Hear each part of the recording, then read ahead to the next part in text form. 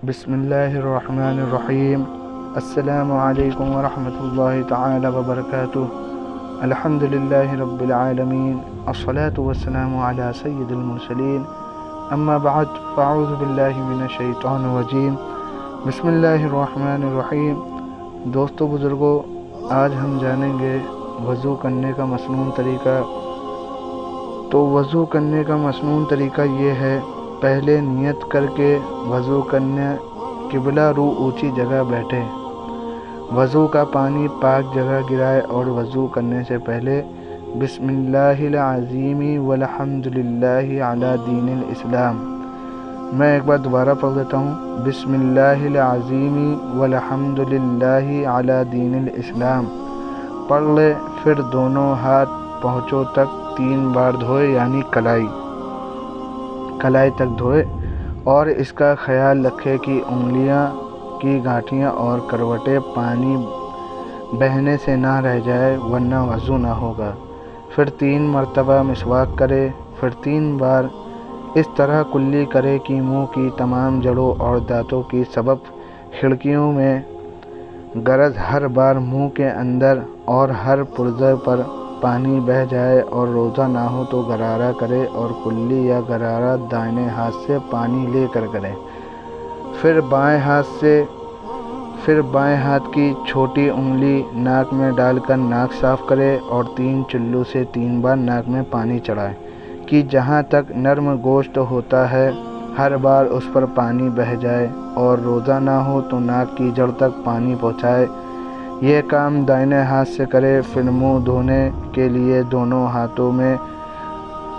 ہاتھوں سے ماتھے کے سرے پر ایسا پھیلا کر پانی ڈالے کہ اوپر کا بھی کچھ حصہ دھل جائے، یعنی جہاں بالوں کی جڑ ہوتی ہے، سر کے اوپر والی، ماتھے کے اوپر حصہ دھل جائے، اور دونوں گال ساتھ ہی ساتھ دھوئے، اور منہ پر پانی لمبائی میں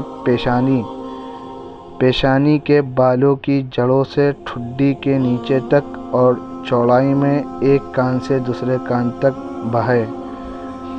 پھر پہلے داہنا پھر بایاں دونوں ہاتھ کونیوں تک اس طرح دھوئے کہ پانی کی دھار ناخنوں سے کونیوں تک برابر پڑتی چلی جائے، اور اس کا خیال رکھے کہ ایک رووا بھی سوکھا نہ رہے۔ اگر پانی کسی بال کی جڑ کو بھیگتا ہوا بہہ گیا اور اوپری حصہ سوکھا رہ گیا تو وضو نہ ہوگا۔ پھر پورے سر کا مسح کرے، اور اس کا طریقہ یہ ہے کہ دونوں ہاتھوں کو انگوٹھا اور کلمے کی انگلی چھوڑ کر ایک ہاتھ کی باقی انگلیوں کا سرا دوسرے ہاتھ کی تینوں انگلیوں کے سرے سے ملائے، اور پیشانی کے بال پر رکھ کر پیچھے گدی تک اس طرح کھینچتے ہوئے لے جائے کہ ہتھیلیاں سر سے جدا رہے۔ وہاں سے ہتھیلیوں سے مسح کرتے ہوئے پیشانی تک واپس لائے، اور کلمہ کی انگلی کو پیٹھ سے کانوں کے پیٹ کا، اور انگوٹھوں کے پیٹھ سے کانوں کی پیٹھ کا، اور انگلیوں کی پیٹھ سے گردن کا مسح کرے۔ گلے پر ہاتھ نہ لگائے کہ بدعت ہے۔ پھر 3 بار پہلے دایاں پھر بایاں دونوں پاؤں ٹخنے کے اوپر آدھی پنڈلی تک دھوئے، اور دھونے میں ہر بار پانی پاؤں کے ناخنوں کی طرف سے گھٹوں کے اوپر تک لائے کہ سنت یہی ہے، اور پاؤں کی انگلیوں کا خلالہ بائیں ہاتھ سے چھوٹی انگلی سے کرے۔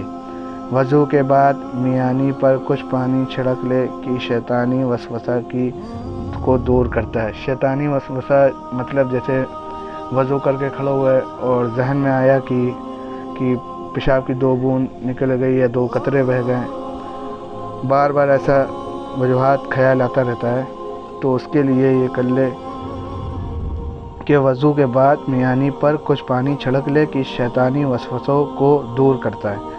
پھر بچا ہوا پانی کھڑے ہو کر تھوڑا سا پی لے کہ شفا بخشتا ہے، بچا ہوا پانی جو آپ کے ہاتھ میں اگر رہ جاتا ہے، اور آسمان کی طرف منہ کر کے کلمہ شہادت اور سورہ انا انزلنا پڑھ لے۔ تو دوستو بزرگو، یہ رہا وضو کرنے کا مسنون طریقہ۔ یا اللہ میرے اس بیان کرنے میں اور لوگوں کے سننے میں جو بھی غلطی کوتاہیاں ہو گئی ہیں اسے معاف عطا فرما، اور حضور محمد صلی اللہ تعالیٰ علیہ وآلہ وسلم کے صدقے طفیل ہم سب کو سننے سنانے سے زیادہ عمل کرنے کی توفیق عطا فرما، اور ہماری ساری ویڈیو میں وضو کے پورے طریقے، فرائض، مکروہات سب بیان ہو چکے ہیں۔ انشاءاللہ عز و جل کل سے غسل کا بیان اسٹارٹ ہو جائے گا۔ ملتے ہیں کل کی ویڈیو میں۔ السلام علیکم ورحمۃ اللہ تعالی وبرکاتہ۔